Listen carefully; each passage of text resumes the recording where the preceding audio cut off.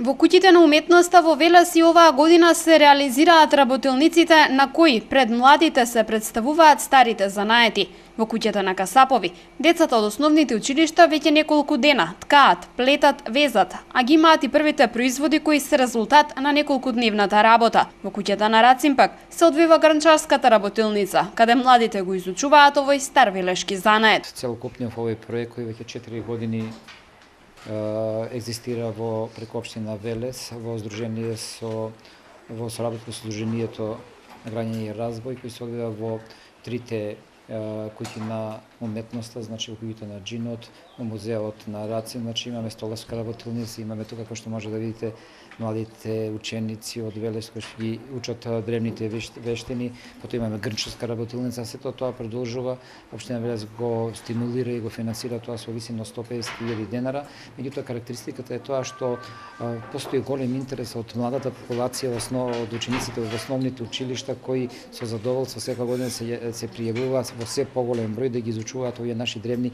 понекогаш и позаборавени занаети. Организаторите секоја година се повеќе задоволни од интересот на децата. Велат дека занаетите со сигурност ќе им останат во сеќавање за да можат потоа да ги пренесуваат вештините на идните генерации. Некои од нив се надеваат дека и професионално ќе продолжат да го работат она што деновиве го научија. Секој ќе допринесе, ако ништо повеќе, да се запознаат младите генерации со старите занаети и овие занаети да ги пренесат нивните поколенија.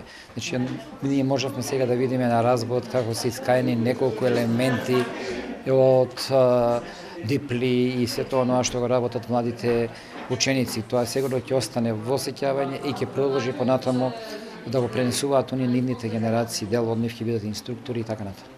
Учесниците во работилниците велат дека деновиве е повеќе од забавно. Ткаењето и плетењето им се допаднале уште веднаш, па за неколку дена го усовршиле занаетот. Почетокот беше мате тешко, додека се свати, но потоа е многу лесно. Од каде желбата за разбор?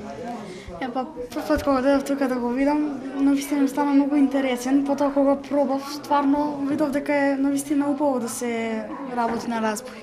Работиме и изработуваме секакви белегзи, мартинки и плетаме. Тешко ли е да се работи со овој материјал? Не е тешко, одпрвен малку дека научиш е тешко, после не. Лесно е, но најпрвен беше потешко, па вида не научи се тоа да ткаеме. Што имаш изработено до сега? Имам изработено шал, на раквици, ташничиња и други, торбичиња. Куќите на уметноста денеска беа посетени од страна на гостите од збратимениот француски град Шербур, кои беа воодушевени како од работата на децата, така и од добиените подароци.